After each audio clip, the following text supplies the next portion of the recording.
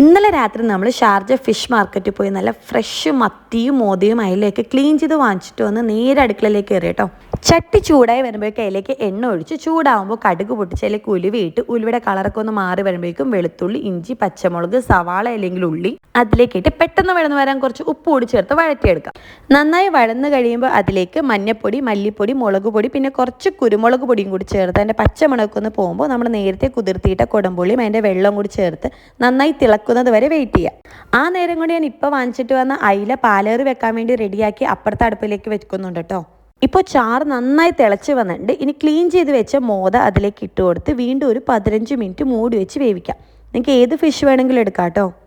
ഇനി മീൻകറി റെഡിയായി വന്ന നേരം കൊണ്ട് ഞാൻ നേരത്തെ വറുക്കരയെ മാറ്റി വെച്ച മീനൊക്കെ ഒന്ന് മേക്കപ്പ് ഇട്ടെടുക്കാം, അല്ല മസാല തേച്ചെടുക്കാം. അങ്ങനെ മീൻ മസാല തേച്ച് ഫ്രിഡ്ജിലേക്ക് വെച്ച് വന്നപ്പോഴേക്കും നമ്മുടെ കറി റെഡി ആയിട്ടുണ്ട് കേട്ടോ. നല്ല അടിപൊളി മീൻ കറിയാണ്. നാളത്തേക്ക് എടുക്കുകയാണെങ്കിൽ നല്ല സൂപ്പർ ടേസ്റ്റ് ആയിരിക്കും. കാശ്മീരി മുളക് പൊടി മെയിനായിട്ട് ചേർത്തേക്കുന്നതുകൊണ്ട് തന്നെ നല്ല കളറുണ്ട്, പക്ഷെ ഒട്ടും തന്നെ എരിവില്ല. ജോക്കുഞ്ഞും ബേബിക്കാണെങ്കിൽ ഫിഷ് നല്ല ഇഷ്ടമാണ് കേട്ടോ.